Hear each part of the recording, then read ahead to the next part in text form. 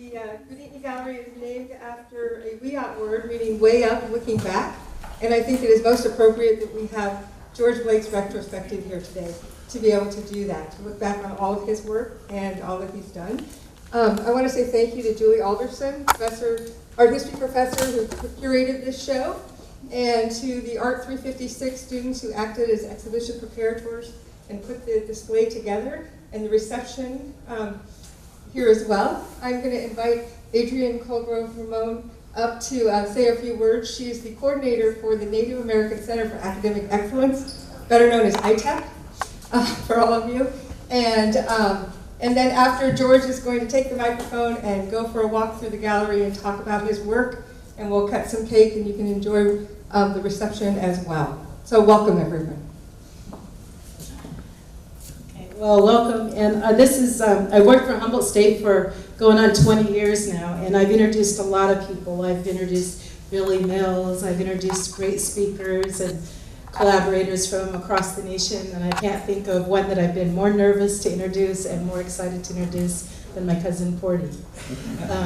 I've been thinking about this all week, and it touches home, and it's such a beautiful thing to see him receive the Honorary Doctorate the other night, and to see all the family down here. I've seen more family at the campus in the last 2 weeks, with Keishan getting appointed, moving up in her appointment as professor here, and then as Porty receiving this degree, and it's just such an honor, and it's so beautiful to see our people here and enjoying the campus and all these facilities that were made for us, so I truly appreciate that.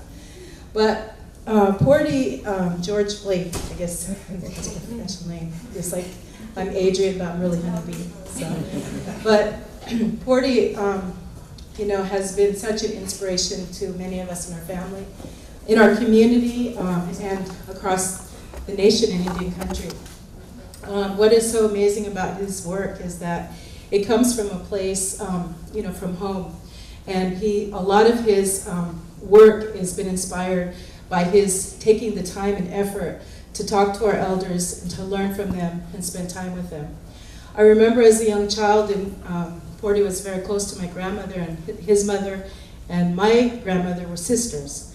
And so he spent a lot of time with their family, but what I mostly remember is Porty having his own family, a very large family, and spending so much time with us, and spending time with the old people, and my grandma in particular, and coming over and never hesitating, to offer help or assistance, and just spending that quality time to learn and then to share, and always bring in something, for all of us. He never missed any of our graduations. He never missed any of our celebrations. He is also a spiritual man, so he also helped us during times of grief when we have lost people in our family. And he utilized all this knowledge that he received throughout his life to help everyone. He helps us in spiritual way, he helps us in physical way if we need it, and mostly what he offered to many of us was inspiration. I'll never forget when I graduated from high school. I actually received this bracelet, and he asked about it the other night. I still have it. I graduated from high school, and Porty gave me this, and he said, he put a watch on the side, and he said, you know why I'm giving you this, right? The watch is on the side so that you can sit in those boring meetings and you can look down without them knowing that you're trying to check the time. So you already pictured me, doing these professional meetings, and I always remember when I received my card, I still have it, for graduation, and he said, here's to Honeybee, you'll be the next president of the United States. He always was looking at other people and trying to inspire us. I'm sure my story is just one of, few that I'm sure everyone has a story like that. I know we all feel it in our heart, this wonderful man, that was before us. So to see him receive this honor for the work that he's done and watch him go across the world with his art and to share those stories with us and to have our community honor him is really a blessing. For that, I just want to say, Porty, I'm so, so very proud and honored. I wish my father were here to see this because he would be so, so proud. And I know he's here in some way, and our grandma and my aunt as well. But anyway, what an honor. And I thank you all for coming tonight, and hope you enjoy this wonderful man and his work.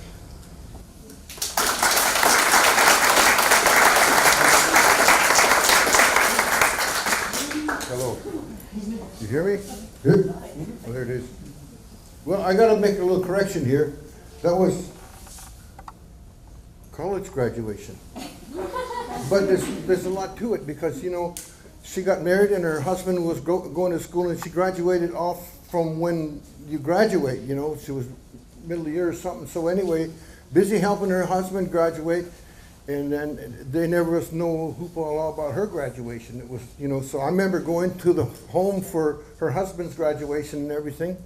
And then her dad called me up. He says, I want you to make these bracelets for them, you know, for graduation and for the husband. And I was walking out the door. He says, make one for Honeybee too.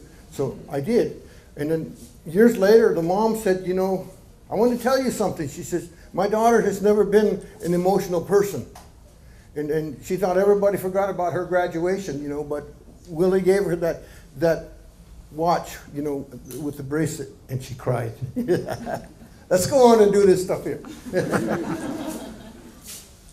Okay, there's not chronologically from the oldest to the newest, and everything. So I'll just sort of walk through here and talk about this stuff, okay? Now, this is one of the dancers in the white deerskin dance is a hook man.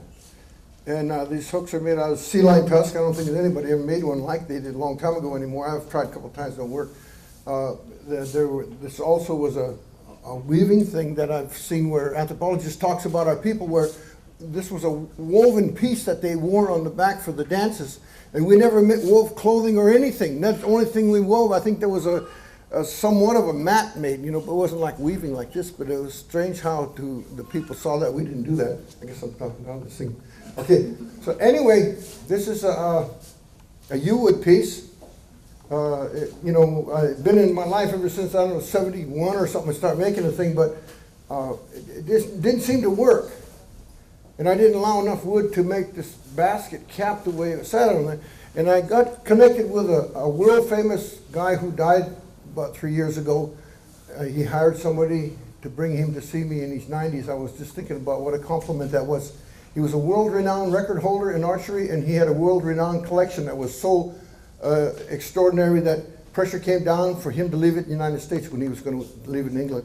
But anyway, so he would bring me things like he bought this basket in an auction in Seattle, and it was a hoopah basket. You can see there's burn marks on the inside where somebody used it. I was thinking maybe went to the high country, and that basket was a cap, and eventually they had a cook, and they just took it off and cooked in it. Maybe, I don't know.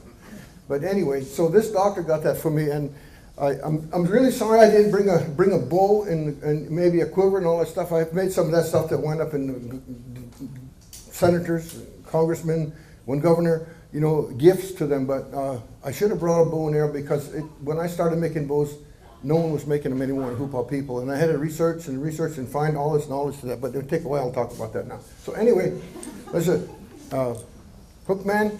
Okay, this guy here, it's funny, you know, there was a humor book that came out, and I made this thing years before the humor book came out, and I won't tell you what the things were rejected, but when they opened this show in San Francisco, they planned it, and I showed up with some things, and they rejected 2 pieces that I brought out. Didn't want this one, didn't want that one, you know. And one of the things was a cigar store white man. I was going to make him 6 feet tall, and she said, no, we're not going to do that, you know. And so I said, well, I can give him a detachable head because they were going to move and, you know, travel for 3.5 years. But, you know, so she said, no. And the other one I won't tell you about because it's a little raw. It's in a drawer in my studio. My daughters hate it. But, you know, I thought, you know, over the ages, old masters, they did all these torso things, and that's what I'll say about it. Okay, but anyway, so this was laying around, and I was doing ceramics up there, and I mean, it was a little bit small. I should have made it really big, but the Washington Redskins, you know, I watched when they played San Francisco, and the Raiders beat them.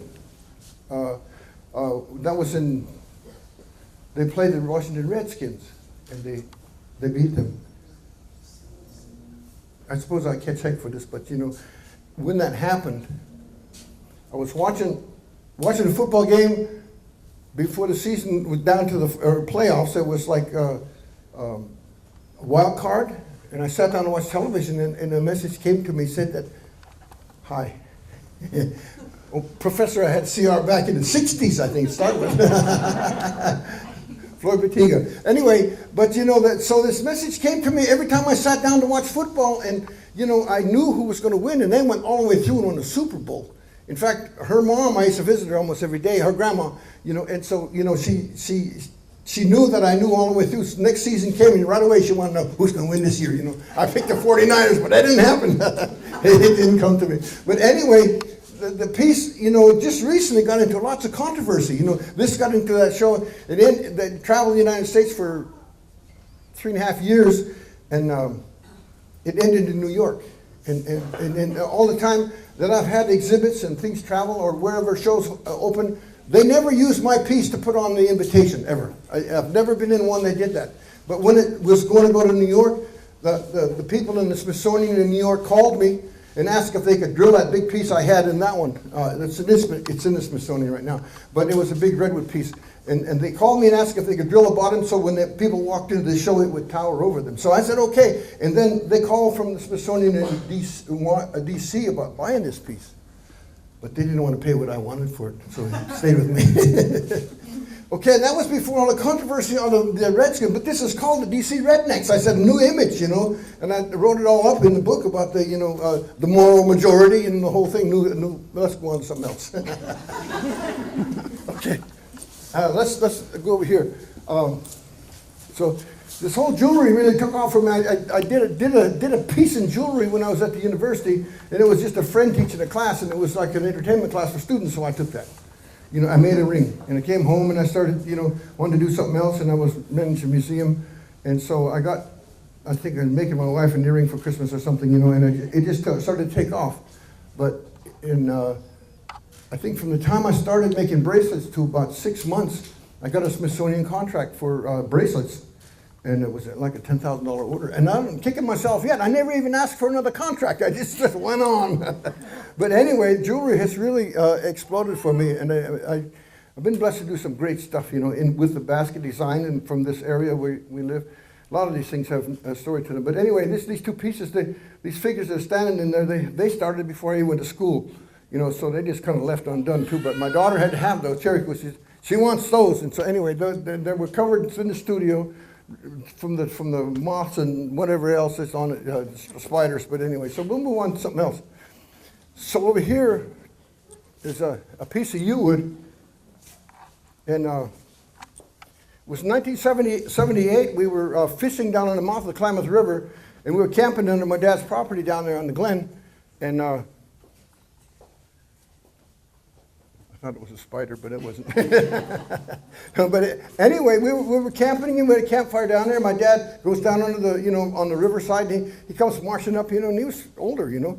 But he come marching up with his log on his shoulder, and he dropped it right in front of me, and he says, "I thought you could carve something out of this." And I thought, "No, what am I doing? This here? You know, we're fishing, and you know." I thought, well, I kept looking at it. I thought, well, maybe. Later, I got a chainsaw and cut the thing in half. I thought then I would make a set of these with two ladies, you know, like this, because, you know, the girls, they dance and dances at home all the time, and it could be a nice piece.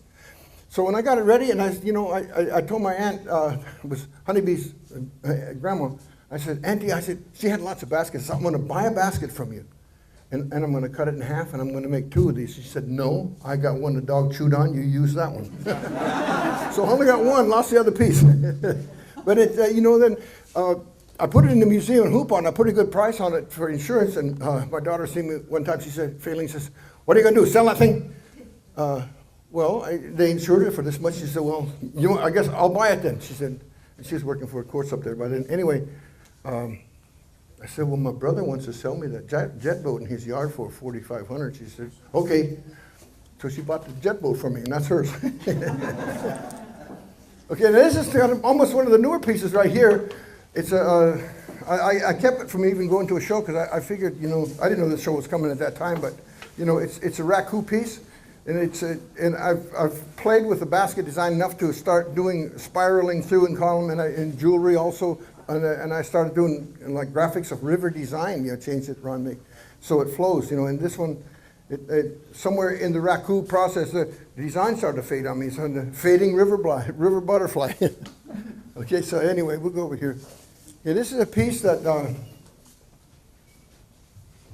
must have been 79. I start finish this one in another couple, but had some hard times at the university. I was at the University of California going to school, which I finished there, but we had a baby that lived 30 days, a boy. And that, it's really makes you wonder why these things happen, but I had a dream fishing again. I was up on the Klamath River fishing, and the dream told me to name him after an angel. So I called him Ton Gabriel. I have a grandson sitting back there. His name is Ton Gabriel too now. His dad wanted to name him that. I didn't say no, but anyway, it's the second Ton. But Ton is a mythical spirit in Hoopa that takes care of the deer. And Gabriel's archangel. But anyway, when we named him, we had 2 deer fawns that came into our lives just at the same time, watching over them deer, and somebody grabbed one and hauled it in the mountains and turned it loose, and the other one stayed with us until it died. But it was so amazing to have this fawn in the house, because Faylene had a studio back where I was doing jewelry, and she said she'd be in there, all of a sudden she'd feel, and that thing is looking right at her. And I find the same thing, I'll be doing jewelry, all of a sudden I stop and he's right here with his face right at me. I could just feel him, and you could actually feel that thing. It's amazing how that spirit in them works that way, I guess. Several times I felt that thing, and she felt it all the time like that. It was amazing. But anyway, the spirit takes care of the deer. Ton. Anyway, so let's go over here. Again, this is it's an old guy here. I don't know. I don't remember where I was going to a show in L.A., and underneath the year was carved way years ago, and I changed it to a recent one.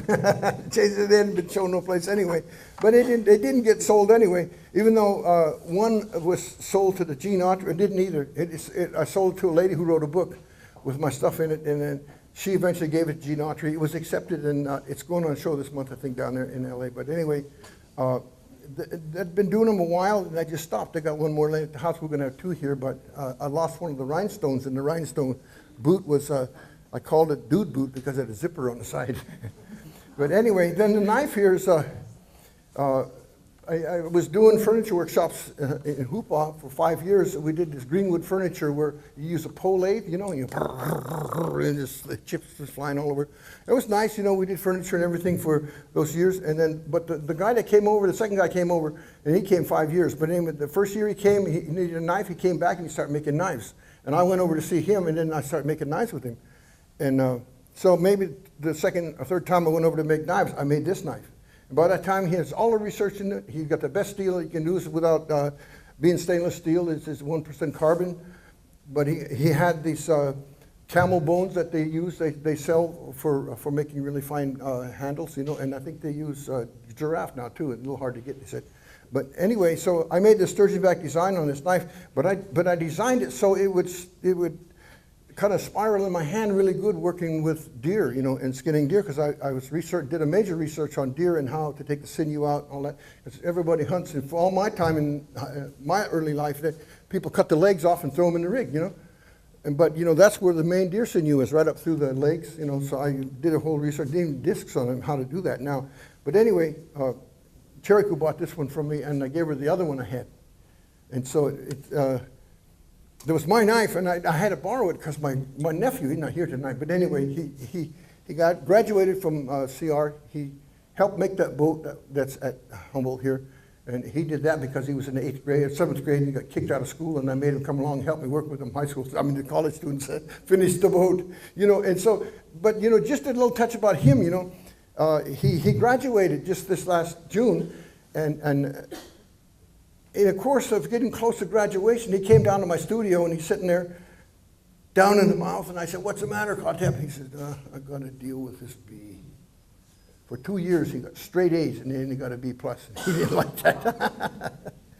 But, he even also got the first standing ovation in Hoopa that I ever heard of or saw, in Hoopa, when he spoke about his experience, and 20 years going in and out of prison, and all of a sudden his life changes, and there he is, graduate, ready to come to Humboldt here pretty quick. But anyway, so it was exciting. So I had to borrow this knife, to make, because my kids asked Kotep, he said, "What do you want for graduation?" I only want a knife by Porty Blake, So I had some that I had to put together, and I started putting it together, and then he'd ask, "Is he making my knife?" is he working on my knife? He said, well, do you think you can do it in 2 days? But, but I had it, I got it ready, you know, and it's, there's other people want them from that time, but I can't fulfill all the orders. But anyway, so I had to borrow this one from Cheriku to see how I put the design on, and I got it in my hand, and it felt so good in my hand, it was just made for me. I said, what'd I sell this for? I'm gonna make another one for myself. Okay, well, there's another raku piece here. There's not a whole lot to talk about. They're designed from what was a tobacco pouch that would, you know, fit in your hand like a basket with a woven lid. In fact, there's two guys come from Reno, Redding, yes, the thing we had last night, and they brought me a basket. It was a wind tune basket from over there. It was really nice. But anyway, this is the way that they tied this thing together, and also this one here is depicted from the leather tops on baskets too. And I didn't know about this until I was running our museum in Hoopa, and I found a basket about this size. It just fit in the palm of your hand, and then it had leather attachment to it. And that was also a tobacco pouch. And so I've taken those to spiritual, sculptural sizes, you know. And before I go to that one, I'll tell you about this one here. There's a big left hand on the side of this thing when you look at it. And before I came back from, I finished UC Davis, and I was working in Cement Finishers Union down there. And my son came down to stay with us in box. And so he came down and he started getting us notoriety in boxing. You know, it just took off for him, wearing the gloves and everything. And we helped set up a new gym down there in the west part of Sacramento. And he got really good at it. In fact, he beat a guy in the amateurs by the name of Tony Lopez, who got so disgusted he was a 3-generation boxer, and he quit boxing when Robert beat him. And when Robert came back to the reservation, that guy started boxing. He came back to the same gym we were at. Then he went on back with his dad, and he became a world champion. I watched him on television, you know, because I'd go and see. I saw him when he won, I saw when he lost, and I saw when he won again. It was exciting. And at that time, there was a guy that came into the gym named Loreto Guerrero, and he was new. He wasn't a twin brother. They were both high school boys, and they started boxing, and the brother didn't like it, but Loreto loved it. And not long after that, he became a world champion. And I used to run the museum, and I'd find reasons to go to Sacramento on my way to the gym, and then go on over to Berkeley, get the stuff, move back and forth to the museum. But, you know, I said I'd never forget. I walked in there one time. They were sparring session just coming over, and he was wringing wet from head to toe, and he saw me standing in the corner, turned around, and he leaped almost over the ropes and just wrapped me up like that, and it just dripping wet. And I said, I'll take this hug to my grave. It was so exciting. Okay, let's go over here. So anyway, about this left hand on there, and when I was here in Hoopa training boxers, and I was working on ceramics, and I thought, you know, at the University of California, there was a class George Longfish ran, and there was a painter in the Southwest that painted when the earliest people came, and they made a painter out of him so they could show them what things were like before people came, the non-Indian people. So he was called Big Left Hand, because he had a big left hand. So I said, well, if you box, man, if you ain't got a big left hand, you ain't going no place either. So that's how that happened. Plus, I got my last knockout. I got a knockout in Eureka one time with left hand. Anyway, so this is, these boats were just prepared for the dance in Witchpeg. And it's a spiritual work in life, you know, that happens up on the river up there, these ceremonies that are the white deerskin dance. And I one time I hit a low spot in my, I don't know what years that was. I went out to the deerskin dance, the kids brought the camera, and it was at Hostler Creek where they dance, and then toward the evening, just about dark, they'll all load up in the boats and they'll go down the river. And they danced down. And so when that happened, just before, they were dancing up here, and I took a camera and I run down, and I was looking at those boats in the river there. And I saw that the one boat was laying there. I said, hey, Dewey George made that boat, and Haynes Moore made that boat, and they made all 5 of the rest of them. And I thought, I might not be getting rich and famous as an artist, but I must be doing something for my people. But years went by, and I made these boats for those guys to dance up in Witchpeg. And that's my dad's people, but it was more story to it than that. I don't really do the ceremonies that much with them. You know, I've always supported them. And then, so my cousins, like Honeybee's dad and his brother, they do major parts of the dance. And so when we went down there to help them with the dance, they borrowed our boats. There was a dispute over that, but they did borrow the boats that I made for them, and they brought them down, and then they danced. And standing right at the below the bridge there against the rock hillside there, they were dancing the Deerskin Dance, and they passed out this Angelica root for the guys to pray, you know. And there's certain ways they pray on the river there, you know. And the one guy that knew I wasn't, you know, dance people, but say to speak like my cousins were, but he came up and he just kind of gave a piece of root behind him like that. He put it in my hand. He didn't want everybody on the bridge to see. He was giving me that. But I went to the river. I mean, we're off at the edge of the river, and I went up and where the fire was, because it was an honor to pray with them on their fire. So I scraped their roots out, and I asked for them to have their own wood and to have their own boats. I didn't even know they had wood. But I guess during that settlement act, they did get some wood. And so then it just kind of happened where they got wood, and I had wrote a grant to get some, to make a couple of boats, and I couldn't find wood. And these guys needed the wood off the hill, but they didn't have money to move them. And there was two Yurok councilmen right there with them, and they knew that I had this money in the 7th Generation Fund. I took it away from the Humboldt Area Foundation, so I wouldn't lose it until I found the wood. Anyway, one of the councilmen says, "Let's just take his wood." I mean, let's just take his money, you know, and log with him. But I gave them the money to move the boats, the logs into Hoopa, and that's where these were made, you know. And then I was the one doing the boat making. And the last day, it was Phil V. He'll stand there back there, and he was burning them and rubbing them off with pictures of him and us. Finished that last day fixing these boats for the dance, and they danced. And so this was just the maiden voyage day, you know. And I made it. It's a wood cut. You know, and so I did another one in England. It was a single boat with these two figures in it, and there was fishing. The guy was spearing. I heard of this old man was trying to spear sturgeon like that, and the younger guy said he went up to see the guy up at Stawin, and the old man said, "Let's go fish." And he got in there. He said, but he was telling me about the boat. Every time that old man stuck that paddle in the water, it looked like the boat just jumped like that every time he put that paddle. He was an old man. I saw him near 100, you know, but anyway, my dad sent us to him and made sure we shook hands with that old man. But anyway, so they got up to the other end of that bar, and then the old man got up in the front and he said, "Now you paddle." They went out into the riffle there, and go out in the middle, and that's where the old man threw, and he missed a sturgeon out there. So that's how I happened to make that piece, you know. I got home and sold it as soon as I got to a show. But I mean, I don't know how many more I can make out of it. The print, the wood cut is not lasting. I'm going to get better wood next time. There's another canoe back here, but it's just been around a long time. I keep forgetting about holding this thing in my face. If you can't hear me, holler. Anyway, it's, you know, it's got all this the nice lady in there with Debbie McConnell made a cap, and Kathy Sherman made that before she left, that baby basket. And but it's just like a family piece. But I do have these miniatures. I cut about four. I got 3 of them at home that are 9 feet long, and you know, I'm hoping to make figures for them. But you know, to have fun with it, you know, because the old man, Glenn Moore, was married to my aunt, a great aunt, and anyway, he knew his grandpa had 10 wives.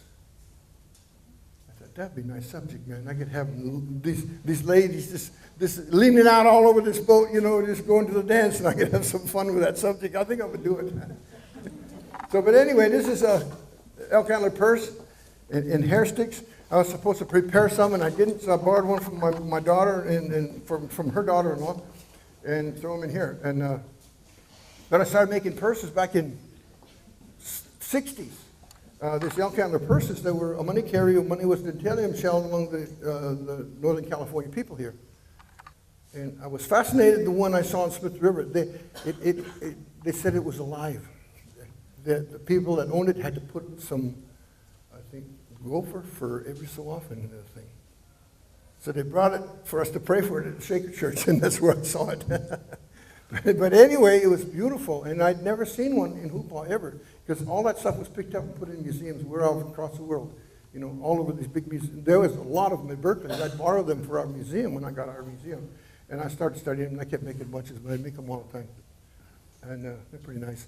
In fact, the first 20 years it took to sell one for over $200, $230, I think, in the show over here, in the DC show. Another 20 years, I sold one down in Gene Autry last year for $2,500. But the guy that was going to buy it said, I come over here every year from I don't know, it's Vegas, but Nevada, and I buy for the museum. So they told me when I got here, said, if you buy anything this year, you buy that purse for us. So he says, I'm right here asking you, because he got a second place, and we didn't even stick around for the reception. We just went off and ate. I thought he should have got a first. But anyway, so you know, he came in the next day. He wanted to buy this piece, and he says, well, I want to know how much I can get this for, the best price I can get for it. I said, well, I sold one for the clinic over there for 22, and then a month later I sold one 22 over in Hoopa. I said, 25 ain't bad. So he wrote out a check, but then he ran to the show we just had last week in San Francisco, and he told the professor I know there, I said, do you know George Blake? He said, yeah. He says, man, he drives a hard bargain. So this is cast aluminum at Humboldt State here. And it's a form of casting that's really fast. You can carve, and that's what I made the torso piece out of, we talked earlier. But anyway, this piece, do this casting in aluminum is you carve it directly into styrofoam, and then you put a gate on it someplace, which is someplace where the molten metal pours in, and maybe a place where the gas can escape out of it, you know, so that's the way it's done. And so I did this one, and this is Indian time, no numbers, you know, and people always late on whatever they're doing, it's Indian time. And then someone told me recently, said, you know, that's not really right. She said, Indians always took care of time right. It's when the acorns fall, you have a certain time to pick up them acorns, because in this next month, in November, that's the time you leave them alone for angels. And the deer, you know, at this time of year, they're hunting, but pretty soon the deer bucks will get stinking, you don't want to kill them then. It's right into almost the rut. And same thing with all the berries, at a certain time it's there. I knew an old man that they asked him when his birthday was, he said, when the salmon berries get ripe. So, you know, you had to take care of things on time. So, you know, maybe not a ticking clock, but, you know, time thing. Anyway, let's move on here. I'm talking all night. Another tobacco pouch here. These are new things. I'm doing them over at Fire Arts. I'm going to try to get my studio back going again in Hoopa, and then daughter-in-law's going to start making. I didn't bring any cups and put them in here, but I got cups going out there. And I didn't say anything about, they were going to put a sign over where the jewelry is, because I sell things down at Fire Natural Selection on the plaza. And none of these things are on sale in here. They're, you know, collection of the artist. But anyway, and most of them, like, this is my daughter, Phalene's, and another tobacco pouch. I gave her that one day. She said, you know how long I've been lusting for that thing? So, okay, there's another piece that I keep referencing back to Honeybee's grandma, which, you know, I lived with them, I think, the last 2 years of high school, you know. And so, you know, I really cherish what she said when she told me this. It wasn't finished, but she was a basket maker. I don't think she made baby baskets, but she made other kinds of baskets all the time. When I brought this out and showed her, she looked at it and she said, this is a masterpiece.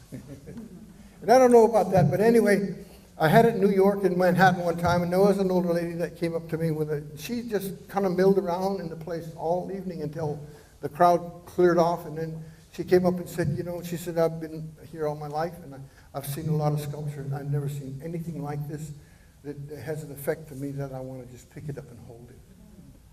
But anyway, I passed that piece right there, but over here, we're going to look at these guys here.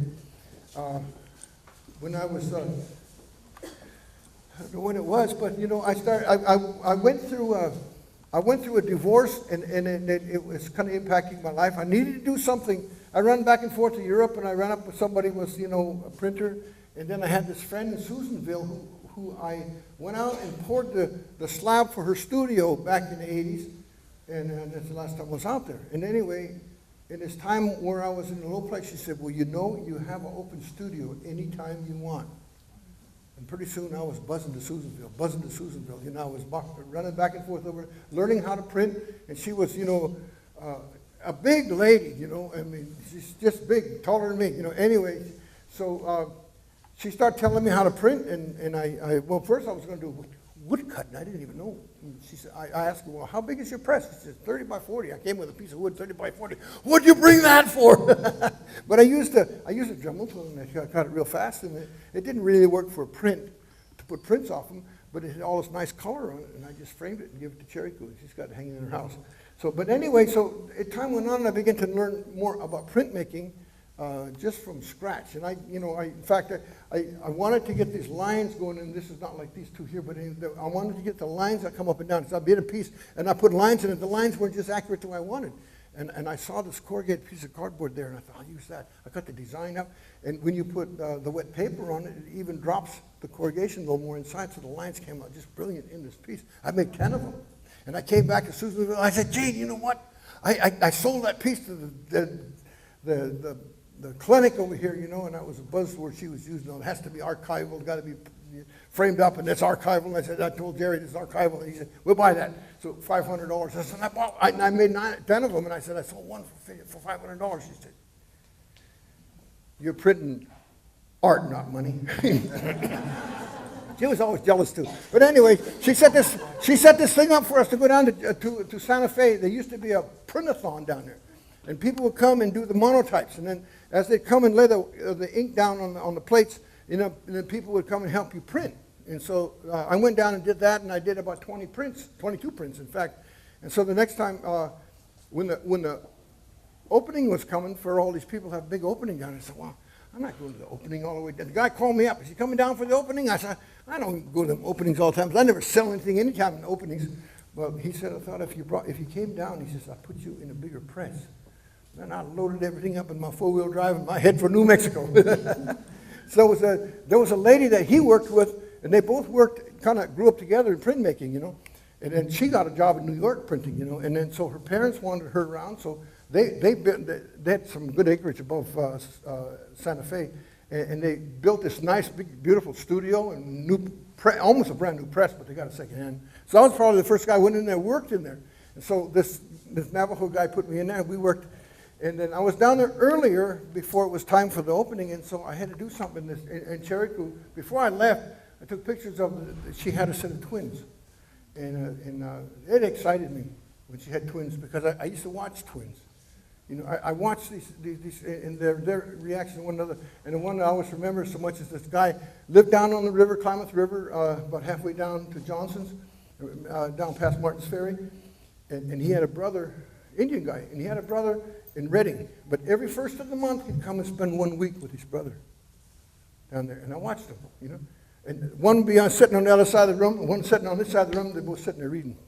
Don't say nothing, but they're sitting there. You know, they had to communicate like that. But anyway, so, you know, I was excited when my daughter had these twins, you know. And one day I walked in, and she came up from Hoopa. She was down, and she came to Hoopa she was on the coast here when she had them, and they're real new. And I came from the studio, came up and walked in, and she had a pillow in her lap, and she hit one on each tit. Almost made me cry. So anyway, I was in Santa Fe, you know, and I wanted to see it, you know, and I wanted to do something with that, you know, and so I didn't know how to do, I didn't know, nobody was telling me what to do, you know, so, you know, and I was in Harry Fonseca's house before he died, you know, he went off to do something, and he left me at his place in Santa Fe, so I was running around there, back and forth to art stores and everything, and I got some acetate, you know, not plexiglass, but it had the thick stuff that's, you know, limber, and so I got that thing, and I started carving this, and I carved each one of these guys, you know, scratching it with the X-Acto knife, you know. So I made both of these with X-Acto knife in a couple of days. And then that guy knew, I showed him what I wanted to do, and so we put, I think it was rice paper or something, we put them out, and I don't remember how or why, if it's that thick or not, but it went over and I don't see the color coming through, but I colored these all, and it worked. I made 4 sets of those, and then I gave her one when I came back, had it all framed, and I saved the best one for myself. Her house burned down and lost those, and so then I wound up giving her these. I pulled them out of her house the other day. Thanks, Cherry Coo. Anyway, so let's move on down through here. I think we're about getting close to the end here now. This old ugly guy here, you know, I was telling Julie the other day, well, it must be kind of like self-portrait. I guess I spent 2 years in France. I run in and out of Paris all the time. I was only 60 miles out of Paris, you know. And It said they talked about in France. They said, you know, how do you keep him on a farm when he's been to Paris? You know, so I said, how can you keep him on a reservation when he's been to Paris? This is a beret from England too. I brought that over. It's kind of a funky one now, but I had a jump wings that paratroopers wear in France, and then a guy stole it from me. And this here, it's got the Eiffel Tower. I got those at the same time. Brought them back with me. Stole them, and they brought this back with lots of the other piece. But so anyway, I'll get another one of these days. So, but that's that, and it's like rawhide, elk rawhide, and stretched over a carving. It's the same guy that guy made. So anyway, this is another. It just kind of spells out what you see in a sense, but really, the antler piece. I was demonstrating in the Museum of the American Indian when they had a museum over by Harlem. They now have this museum over right down where the towers went down, but you know it didn't affect the towers. But anyway, I was out there demonstrating for 2 days in the Museum of the American Indian over by Harlem, and every hour they tell me go take a walk, and there was 3 stories that you know was displayed of Indian things. And I heard years ago that they had so much stuff out there that the water was dripping on it and just ruining some of that stuff. Okay, but anyway. They told me that the things that they have on display in these 3 floors in that museum constitutes 15% of the collection. You don't imagine how much stuff they got from Indian country out there. But anyway, since then, it has come under the blanket of the Smithsonian, and they have agreements with them to keep the bulk of it in New York, and they trade off around wherever the Smithsonian does stuff. So anyway, one day I was walking